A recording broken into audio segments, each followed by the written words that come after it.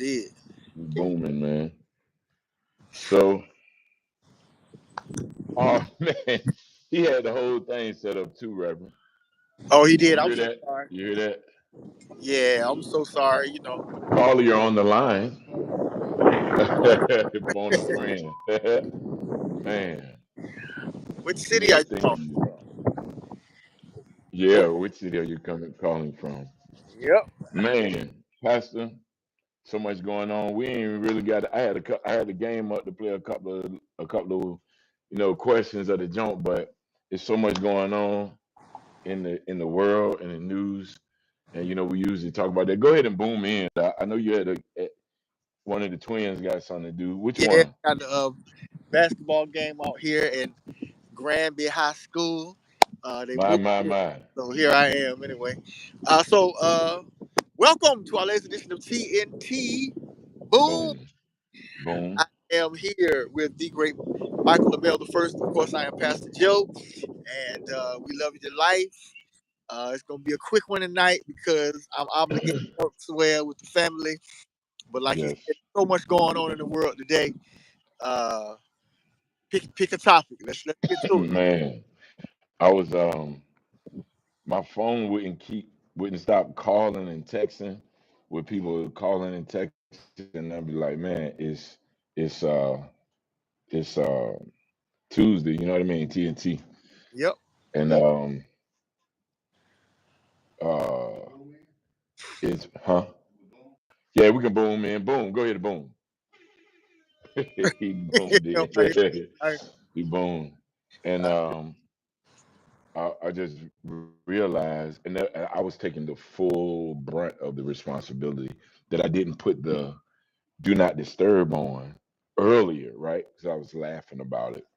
right. And a friend of ours, yours and mine, called, family member, friend, who we love, called, and it went black because I was setting it up. I was in that screen, right? Right. They were like, "Oh my God, I apologize." I was like, "No, no, you didn't know, because Right. I should have had the thing on." But it was great because it afforded me the opportunity. This is all things work together for good. The learning portion, I took the lesson from it, but the camera popped back on. Whereas when we were actually live, it did not. So I Right. need to figure out how to make that happen. But now I have it on Do Not Disturb, and so hopefully there will be no interruptions on my part. I want to talk briefly about Rodney Hinton. We talked about him last week, brother. His son was unalived. They said he had a stolen car. There was no stolen car. The next day, he unalives a police officer, and then they arrest him. They're trying to say that it was premeditated, because some time had passed. What say you, preacher? How do you uh what's your take on this thing? Being a father of sons yourself. I mean, how could it not be premeditated?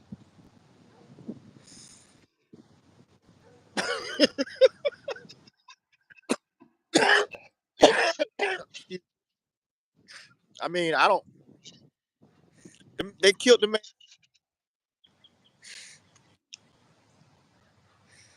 Uh, I've had this. I've had this conversation with. I've had this conversation not in this context with too many people, and Right, I have some friends who lean conservative, which I don't have a problem with, but I do have a right. problem with those that lean Republican, which I feel like Mm. are not one and the same. I can agree with that, Reverend. I think Okay, go conservative on. cover. I think conservative is a cover um, for some nefarious uh, understandings of the Not Republican nefarious, Reverend. Party. Not nefarious. Yeah, yeah. Uh, but I think that a lot of African Americans are conservative in a lot of ways. Um, Yes. We started the Republican Party with our conservative values exactly. and morals and Yeah, family values. Okay, that's all. exactly. Okay, go ahead. So one of the country's most popular preachers right now, in Atlanta, Georgia, um, 2819, I believe, church that he pastors. You know who I'm talking about. He's all in the in the news, but So but go a few weeks ahead. ago, He I was made gonna say something about that, but I thought that need to be a whole jam. But touch it, on it. Go ahead. but I Go feel ahead. like I'm gonna tell you why I feel like they're connected because Okay. his Okay. thing was stop blaming the police for killing young black men. Right? His name is Pastor Terry Anderson. Is that Terry Anderson? I'm talking about the black guy. Yeah. Yeah. His name is Terry. I don't know. I thought he had a different name. I thought his name was Philip. Yeah. I thought his name was Yeah. Philip. Anyway, The one when the people got up and walked out, right? no, I'm talking about the brother. It's in Atlanta. He's in Georgia. His church is like feeling running over. Uh, Well, Pastor Terry Anderson, I thought he was in Atlanta, but he said some things in a sermon, and the people started getting up and walking out. okay, He was not in this one. exposing some people. We'll talk about that next week. All right, not in this one. The people were like, that's right, Pastor, whatever, right? I can't remember his name right now. I think his name was Philip, but I can't remember right Uh now. huh. Anyway, uh, so his church is doing phenomenal right now. Like they're Yeah. busting out the scenes. He's seeing 10,000 people a weekend, sometimes 20. Has a great ministry. I've been following him on social media for years. But then they caught a piece of this message where he was basically saying, stop blaming the cops for killing young black men. And he was like, teach your kids to respect authority. He's saying it like that. And he goes Mm-hmm. into this example where when he was in the world, you know what I'm saying, he kind of was like a thug or whatever. He was like Mm-hmm. walking down the street and me and this cop locked eyes. And next thing I know, he has a gun in my head. And he basically says, I had the opportunity to basically choose my respect or my life because the cop was going to say something. And he was like, in that moment, I just decided not to say something, and I'm here today. And so I've had this conversation because there are people who are obviously pro-police and on the Republican side of things that say, if you or y'all would respect authority, then this. Point is, if he did steal a car, he should still be alive. Okay, Reverend. And This just is because you commit a crime doesn't mean you should be unalive. And even if you're disrespectful to a police officer, that's not a death sentence. well. Not a death sentence. What's the young man that killed all them people in Charlotte? Oh yeah, exactly. Because they carried him to Burger King before he got to the jail. Right. Yep. Exactly. Because the way that our system works is you should have to stand trial and then go through the process. But we got to stop with this idea that disrespect to cops, criminal activity, unless it is literally endangering the lives of other people, should land you in the morgue. It shouldn't. It should land you behind bars, perhaps. It should give you, you should get a warning. The crime should be appropriate for the punishment. And death is the ultimate punishment, which if that young man was not out here killing somebody or hurting somebody with imminent danger, he should still be able to dap his dad. Maybe he did something wrong, but you're telling me he didn't even do nothing wrong in this context, which literally says that there's not something wrong with us, it's something wrong with them. Mm. And uh, is is the solve to start popping them too? Well, this is what this man felt, and you get exasperated by putting guys on T-shirts and stuff when the people that killed them are still walking around. Trayvon Martin. Uh, you know, the people that's gonna hit us up. What about black on black crime? That's not the context here. We're not talking about that. That's not what we're talking about. And so, this father, he went out for his son. Yeah, I don't personally have a problem with it, and y'all can take that and make it a meme or however you want to copy it. Being a father of a son myself, and having numerous, just a myriad of young people look up to me and call me uncle and dad and stuff. I have no problem with what this man did. The only challenge that I have with the situation is His remaining son, his daughter, and his wife now don't have him as Right. well. They don't have their brother Right. and their son, and they also don't have the man of the house. Right. That's the only challenge that I have in this situation. Right. Which is always, I think that's part of the challenge because uh, a lot of us, I think a lot of us are willing to die for things, uh, Hmm. but you have to consider the people that you leave behind. What happens to them? Yes, Uh, your son, your remaining son, now doesn't have a brother, and for all intents and purposes, isn't going to have a father. And right. some could say that's selfish. I don't know the nation of losing a child at the hands of the police. So I'm gonna reserve my judgment and let the Lord kind of deal with that. Yeah. But I'm with you, brother. Like I think it's the thing that we all have to deal with because a lot of us are willing to go out for principles, but then you're out, and now what is going to be the people that you what are the remnant going to do when they don't have Right. big Well, I think, Reverend, that we should be more diligent in a few things. One being policing ourselves. I shared on TNT about a year ago that an interesting concept that the Bible itself was about self-control, not about a savior, not about salvation, not about sanctification. It had those things in it, but the summation of the text was possibly just an idea, concept, possibly was about self-control. And when we take a macro look at it, a bird's eye view, and back up out of it, because all of those things, salvation, sanctification, a savior, they all require you to choose them. Lord have mercy. They require choice, not anointing, which can be given freely, right? right, But the Savior, you choose to let Him in, open the door. You choose to be saved. You choose salvation, right?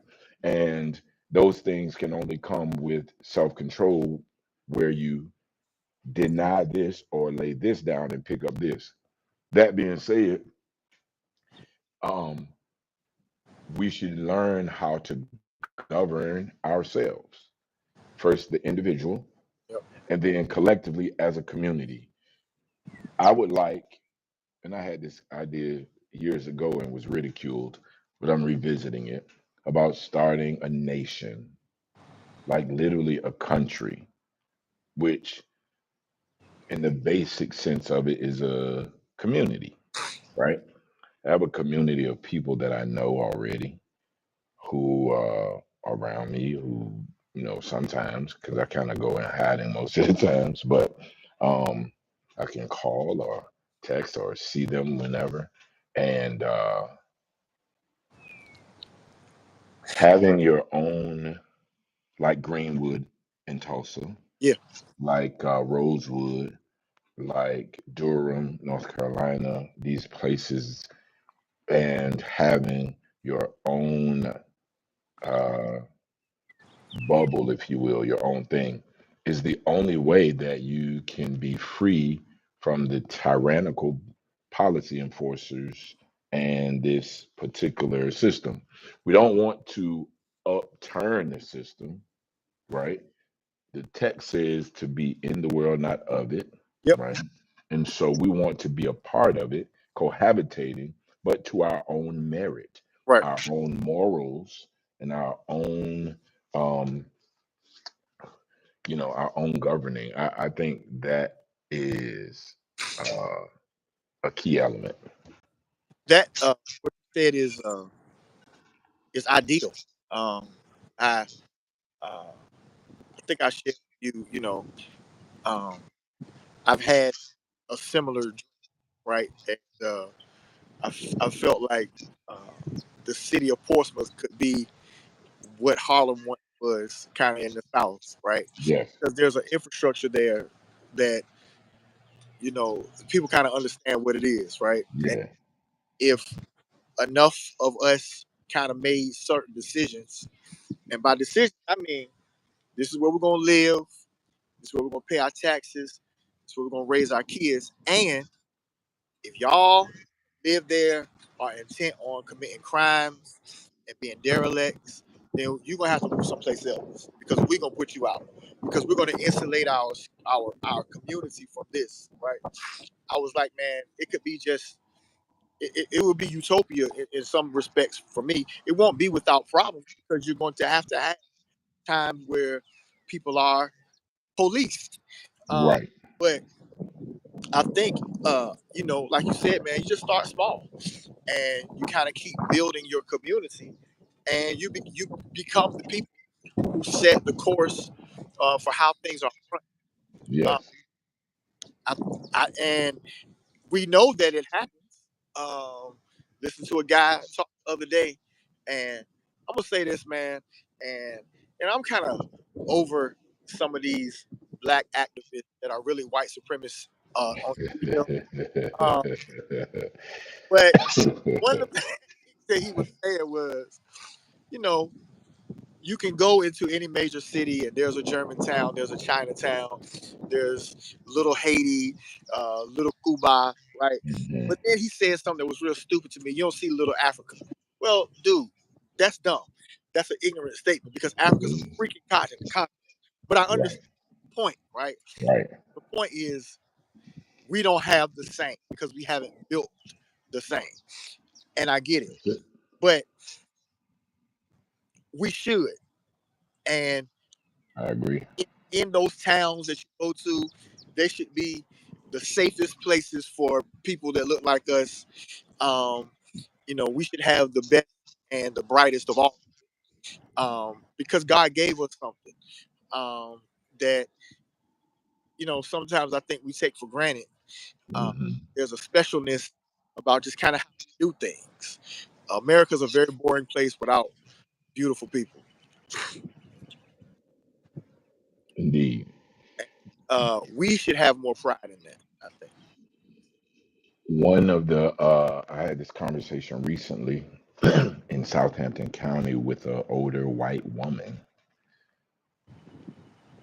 who just started talking, and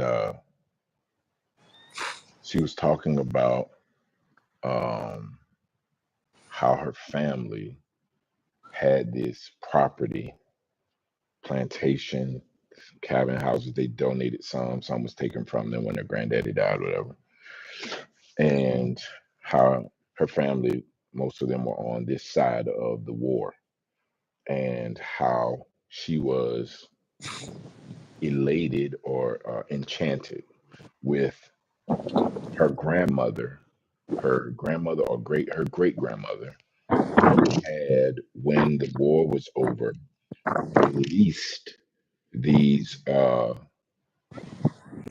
slaves, and a lot of them chose to remain and be sharecroppers, um, and then have somewhere to be, and work the land or whatever. But she was thrilled about that, and how this woman let these people go, and they stayed and worked together. She was talking about working together. That was her thing. And we were talking, and I was just sharing about, like, I am definitely about working together, but I'm not about uh, integration. It's not about integration. Um, in the world, not of it. That's Yeah, segregation. That's separate. Um, and there is no separate but equal. I'm sharing that. The fight has always been for equality, but it should be about equity. equity. And if we are to keep having these conversations, I think change can happen, and it has to happen on a micro level, like just with individuals making choices and coming together on a small level. Yep. Um, but we have to be okay with everybody not going, Yeah. and be very sure that it is airtight. You know, like you can't just come because your nephew is over here, then you want to come and then you're gonna be disruptive, you know, Right. or you Right. know, it's interesting though because I think families will be divided. It's Yeah. just like with the shot. We were doing TNT talking about COVID and getting the shot or not getting it, Right. and families were literally divided. Right. Workers, you know, people who loved each other divided, friends divided, and it will be the same measure. But change is not always comfortable. It never really is comfortable. Right. And but it is always necessary. Yeah. And that's the only way to, learn this system, be in it. Don't try to overthrow the system, but learn how to operate in it. That's why I've just been so aggressive about it. And it's interesting because the more I get absorbed into it, the more distractions or the more pulling try to keep me from that. You know what I mean? Right. Very interesting. Yep. So stay the course. Um, like this book, I had this book. It's interesting. I didn't even plan to have this here, but correct your political status. This guy David Robinson is a great writer, writing books, small, just straight to the point information, not a Right. novel. And I recommend, his books, or all of his books. Um, but yeah, Yeah. like Malcolm X, like Dr. King, towards the end, he changed his thing. Then they killed him. You know, Elijah Muhammad had a great thing, but just absolute power corrupts absolutely. Of course. Unfortunately, but he elevated a people, elevated their minds. Yep. Again, the scripture be transformed by the renewing of your mind. So that is the way, and emotions will kill that Yep. um, if misdirected. You know what I mean? What were you about to say, preacher? Yeah. I mean, I totally agree. I mean, the mental transformation is really where it lies, um, and that we have to be in order to expect to see change. And Yes. um, there's nothing like having somebody that looks like you hold you accountable for you. Uh, Yes. had an incident today with a student who he's one of those guys had a lot of issues with a lot of people. But he Hmm. last year spent half of the year at home because school said that he couldn't function in the environment. And I will personally go to him, check him, ask him does he have a problem, ask him does he need a timeout, tell him you go here, I have to put you out, boom, boom, boom. But the whole time he's never had like one of these outbursts like he had today. Like today, he had an outburst with throwing chairs, throwing all throwing desks, crunching the wall, kind of stuff. And he actually was about he had one in the afternoon, but he was about to have one in the morning. And when he had them, when I walk over to him, I'm able to calm him down. Right. You know what the issue was? It wasn't what was happening, but the person that he was dealing with, they weren't used to his energy and the way that she was talking to him. It's a lot different than how I talk to him. And when she talks to him, it's a challenge of authority because you Man. relate to me Yes. and I'm gonna Yes. push this boundary all the way to see if you're gonna be, woman Yeah. enough to check whatever. And I'm just Yes. saying, you know, I understand male energy because Yeah. it's the energy that exists in me, right? And so when I'm talking to him, And it's not toxic. and it's not there's a connectivity. There's certain threats that you're gonna give him that is going to set him off. That Correct. going to I might even say the same thing, but it's gonna be received a certain way because Right. I understand what it is to be an 8-year-old boy, right? Right. And Right. It's just nothing like having somebody, even a police officer, a judge, a principal, a doctor, that can say, "Look, man, I know how to talk to you." You know what I'm saying?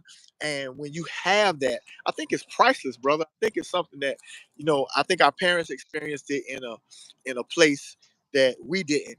When they were fighting for integration and stuff. Um, and in some levels, we kind of had some respects of it. But I love hearing the stories of my daddy talking about the doctor and the principals, uh, and lived all in the same neighborhood. And it wasn't a thing. Like, it was just, we all here together. Hmm. Everybody went to, the same school and all that kind of stuff. I think it's amazing. Yeah, I like those times as well. Yeah. Everybody knew each other, Yep. kept our eyes on each other. Yep. One of the things that though we got programmed with, Joe, is that power. Just like you were saying with her saying something with authority, Right. right? Demanding a response or demanding the thing. And here you are with man energy, even the same words, perhaps, Yep. garnering a different result. Yep. Um, we want to, and I think it's unfortunate, but it's been our plight here without having anything, without having any control, just like I said about self control, which should be our first measure. But we want to control things around us and people and situations. And it's been because we've been controlled so long Right. and are still, to a degree in this government and this system, to kind of formulate and make galvanize and make them concrete and then uh input them into people. You know what I mean? This is the Right. last thing I'm gonna show you. I know you gotta go. This is that book that can make that nation happen, right? Okay. All right. And the uh foreign sovereignty. Yeah, it's so serious. I've been looking at it. You know, Wow. Wow. the thing is, we don't want community. We say we want it, but everybody is selfish. Not everyone, most people, and they want to control. Right. They don't want to be controlled. When in Right. fact, this is the most controlled you've been by being in the system. You Exactly. Yep. don't even realize it. You just Yep. conform to the whole thing. Yep. Uh, so they'll take a degree of reprogramming. There's going to be some cognitive dissonance. There's going to be some uh, feigned guilt. Yeah. Yeah. If you love me, you wouldn't, or Yep. if you love me, you would. Yep. Yeah, All of the why? above. Yeah, yeah. Yep. And so whenever when it finishes and everything settles, that's the people right there. Y'all come right here. Yeah. 'Cause everybody want what they want when they want it. They want it for themselves and what. Yeah, I'm saying everybody can get some. You don't need a pie. Get a piece of the pie, and don't own people. That's what we're being trying to run from 400 years. Yeah. This is my person. This is my thing. My even your children, right? Yep. They are individuals and personalities, and they have character outside of you. Right. There's a portion of you in them, Right. but they have their own They're way to on. go. Exactly. Yeah, Yep. yeah, It's man. the So truth. interesting. Yes, sir, Yeah, brother. It is the I want to build absolute a truth. country. That's the way to separate. I love it. Let's do it. Literally, make own country, and it's not for uh show. It's not for. It's a real thing. Right. Wow. And we declare it. We have articles and the whole nine, brother. Right. Wow. That's But amazing. it will make us not under the jurisdiction of these policy enforcers, Right. not under the jurisdiction of taxes, not under the jurisdiction of any of these things. But we work in harmony with them like a foreign entity. Wow. Love it. In the world, not of it. Not of it. Yeah, man.